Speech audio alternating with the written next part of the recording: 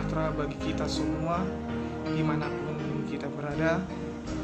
Firman Tuhan bagi kita pada hari ini tertulis dari Kejadian 2 pasal 18 sampai pasalnya yang ke-25. Saya akan bacakan bagi kita semua. Tuhan Allah berfirman, "Tidak baik kalau manusia itu seorang diri saja. Aku akan menjadikan penolong baginya yang sepadan dengan dia." Lalu Tuhan Allah membentuk dari tanah segala binatang hutan dan segala burung di udara. Dibawanyalah semuanya kepada manusia itu untuk melihat bagaimana ia menamainya. Dan seperti nama yang diberikan manusia itu kepada tiap-tiap makhluk yang hidup, demikianlah nanti nama makhluk itu. Manusia itu memberi nama kepada segala ternak, kepada burung-burung di udara, dan kepada segala binatang hutan. Tetapi baginya sendiri, ia tidak menjumpai penolong yang sepadan dengan dia. Lalu Tuhan Allah membuat manusia itu tertidur nyenyak. Ketika ia tidur, Tuhan Allah mengambil salah satu rusuk daripadanya, lalu menutup tempat itu dengan daging. Dan dari rusuk yang diambil Tuhan Allah dari manusia itu, dibangunnyalah seorang perempuan, lalu dibawanya kepada manusia itu. Lalu berkatalah manusia itu, "Inilah dia, tulang dari tulangku dan daging dari dagingku. Ia akan dinamai perempuan, sebab ia diambil dari laki-laki. Sebab itu seorang laki-laki akan meninggalkan ayahnya dan ibunya dan bersatu dengan istrinya, sehingga keduanya menjadi satu daging. Mereka keduanya telanjang, manusia dan istrinya itu, tetapi mereka tidak merasa malu." Demikian pembacaan firman Tuhan. Saudara-saudari yang dikasihi Tuhan kita Yesus Kristus, tema yang diberikan oleh HKBP yakni setara di hadapan Tuhan. Hal ini sangat berhubungan erat dengan kehidupan masa sekarang, terutama di dalam keluarga Kristiani. Bapak, Ibu, saudara-saudari yang dikasihi Tuhan kita Yesus Kristus, kitab Kejadian pasal pertama dan pasal kedua memiliki perbedaan yang sangat signifikan di urutan penciptaan manusia tersebut, tetapi tidak mengurangi esensi dari penciptaan yang dilakukan oleh Allah, yakni karya terbesar Allah akan alam semesta.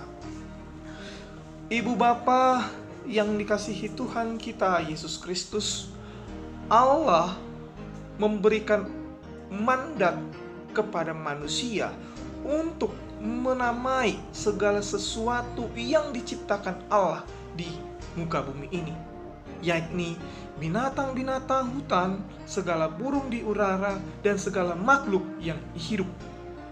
Allah memberikan mandat kepada manusia tersebut dengan harapan merekalah yang akan menjadi teman bagi manusia tersebut.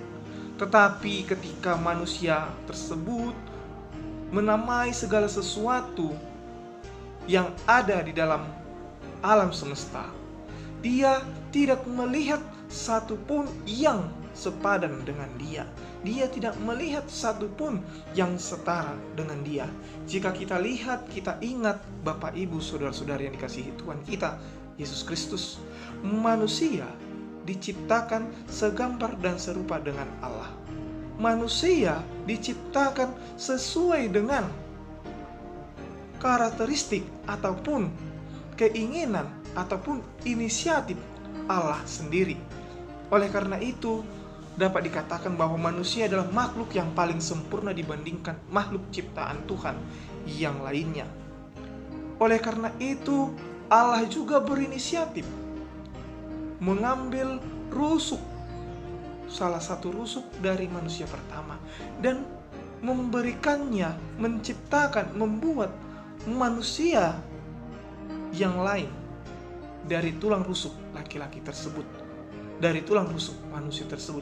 Dan inilah menjadi teman sepadan, setara bagi manusia pertama tersebut.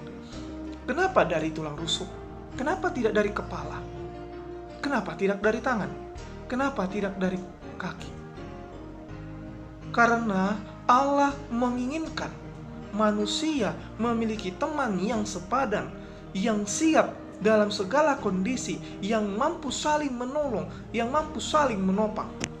Makanya Allah berinisiatif mengambil dari salah satu tulang rusuk manusia tersebut.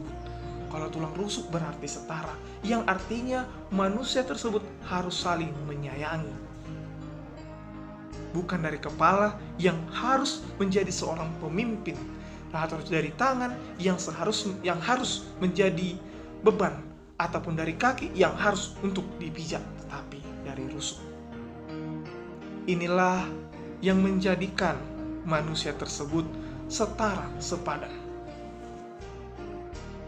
Bapak, Ibu, saudara-saudari yang dikasihi Tuhan kita Yesus Kristus, jika kita melihat di ayat 23, dikatakanlah di situ, inilah dia, tulang dari tulangku dan daging dari dagingku. Ia akan dinamai perempuan sebab ia diambil dari laki-laki. Ini menjadi satu pengingat bagi kita bahwa perempuan bukan untuk disakiti, perempuan bukan untuk disiksa, perempuan bukan untuk diperbudak, tetapi untuk disayangi. Karena perempuan adalah berasal dari tulang laki-laki, karena perempuan berasal dari daging laki-laki. Oleh karena itu, jika kita melakukan ataupun melukai hati seorang perempuan, harusnya kita berpikir bahwa kita telah melukai hati kita sendiri, terutama melukai hati Tuhan. Sehingga ini menjadi sangat-sangat penting bagi kehidupan keluarga Kristen, karena dikatakan di ayat 24, sebab itu seorang laki-laki akan meninggalkan ayahnya dan ibunya dan bersatu dengan istrinya, sehingga keduanya menjadi satu daging. Inilah yang akan menjadi peran, tugas, dan tanggung jawab seorang keluarga Kristen. Dia harus mampu mengayomi sebagai seorang suami. Sebagai seorang kepala keluarga, dia harus mampu mengayomi. Dia harus mampu memimpin, mengarahkan ke arah yang benar. Dan sebagai seorang istri, dia berkewajiban untuk membimbing anak-anaknya. Dan karena itu diharapkan bahwa laki-laki dan perempuan, ketika mereka menjadi satu keluarga Kristen, mereka harus takut akan Tuhan. Mereka harus mematuhi segala perintah Tuhan. Mereka harus melakukan segala yang diajarkan oleh Tuhan, yakni mengenai kasih ataupun cinta yang begitu besar. Bapak, Ibu, saudara-saudari yang dikasihi Tuhan kita Yesus Kristus, mari kita mengenal siapa diri kita. Mari kita berperan sesuai dengan mandat yang diberikan Tuhan kepada kita. Jangan sesekali kita berpikir bahwa kita seorang laki-laki lebih tinggi dibandingkan seorang perempuan. Dan jangan kita berpikir bahwa sebagai perempuan kita lebih berhak dalam mengajar kepada anak-anak kita. Tetapi haruslah laki-laki dan perempuan di dalam keluarga Kristen mampu berjalan bersama-sama, mampu mengajarkan yang baik bagi keluarganya. Bapak, Ibu, saudara-saudari yang dikasihi Tuhan kita Yesus Kristus, satu hal yang sangat perlu kita ingat bahwa ketika jangan menjadikan sesuatu alasan, syukurlah Adam dan Hawa berdosa sehingga kita mampu merasakan yang enak. Syukurlah Adam dan Hawa memakan buah pengetahuan yang baik dan yang buruk sehingga kita mampu merasakan nikmat duniawi saat ini. Sehingga kita mampu beranak cucu dan bertambah banyak dan menguasai segala ciptaan yang diciptakan oleh Allah. Tetapi yang perlu kita ingat bahwa ketika Adam dan Hawa tidak berdosa sedikit pun, Allah telah memandatkan kepadanya untuk beranak cucu dan bertambah banyak. Oleh karena itu, Allah memang berinisiatif memberikan kuasa kepada manusia untuk memimpin, mengarahkan segala ciptaannya, tetapi bukan untuk merusaknya.